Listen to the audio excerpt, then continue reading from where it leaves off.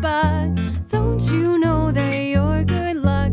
No one ever tells you what to do. Welcome back to Breakfast Television. We're doing a little bit of a dance out here, Carla and I, because we just set how many ladybugs free, and we don't want to step on them because they are good bugs to have. They are definitely good bugs to have. There's another one. They're coming to join us. So I did cap the ladybugs because we actually pre-ordered the ladybugs a year in advance. So you can get up to 1,000 ladybugs, and it's such a cool thing to get kids interested in. We always do the release of the ladybugs, so it's kind of a beneficial bug. Okay, they will, like we said, they'll eat up to over 50 aphids in a day. Perfect. So you can just think how the empowerment of it.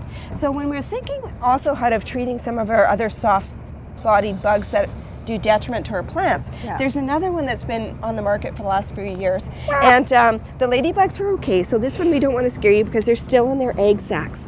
This is a praying mantis egg sac, and again, you can pre-order them a year in advance. These are beneficial bugs too, and because we haven't had them hatch, this is what I brought, and I brought you a picture of it.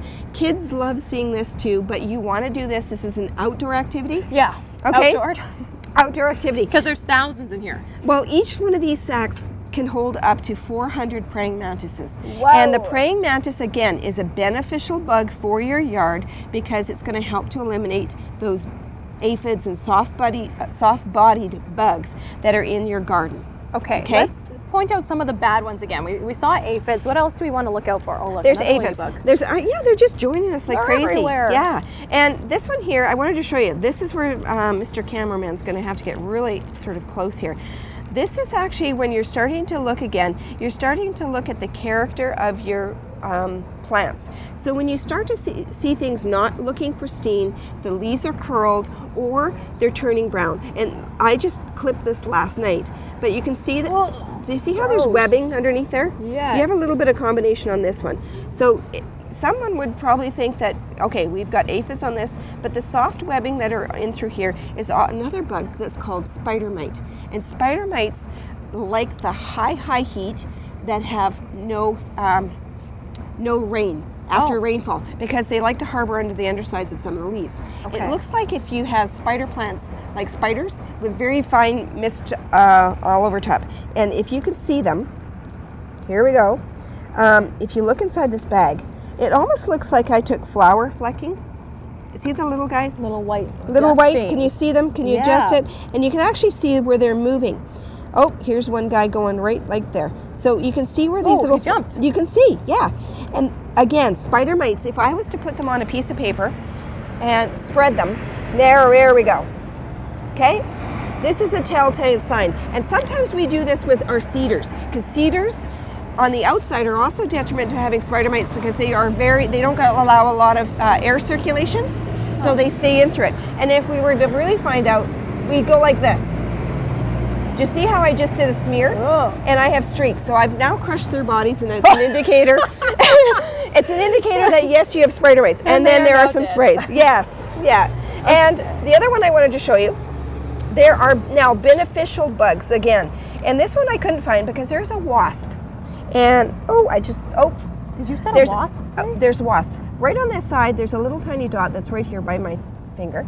And this one is actually an aphid. It had aphids on it, but there's a wasp out there that will actually be beneficial because it will lay its eggs in the body of an aphid, and then the aphid dies, and then you create more beneficial wasps. Oh boy. So there is a whole mechanism, whether you're using a spray of water to wash it off, or you're using other things, or getting ladybug lures. This is little food. These are lures. These are back to the ladybug's pheromones that will actually attract them. He'll just sort of, this gives them that little bit of a happy time that attracts the ladybugs. So you just put a little slit in there, attach it to your plants, and away you go. So you can buy them if you plan ahead, or you can lure them to your garden, but ladybugs are indeed good bugs to have, so respect them. Keep them around. Yeah. Keep them. They're going to help your garden look the best. And now I have no idea what I'm going to do about all these ladybugs you have everywhere, Carla.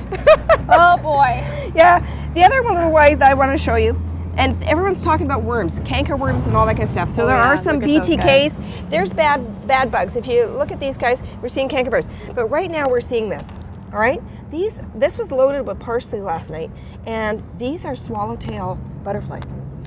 This is the larvae that's on it. And sorry, there used to be parsley in here. Now the black little stuff on the bottom, guys, is a little bit of worm poop. Sorry, I had to ask if we could say poop online. But these ones will actually perform. They'll actually have a chrysalis. And again, if you want to see with kids with gardening, they'll actually have that cocooning effect, and you can actually see the emergence of butterflies. Wow. So we kind of go whole circle. It's like this environment where you have your bad bugs, then your good bugs eat the bad bugs, and then you have good bugs that actually perform and make your garden beautiful by turning into a butterfly. Well, beautiful advice. Thank you so much for stopping by here today, Carla. And if you have any questions, concerns about any of these creepy crawlers, we'll help you get the bugs out of it. Yeah, more BT coming up. Stay with us. I feel like there's one on my hair.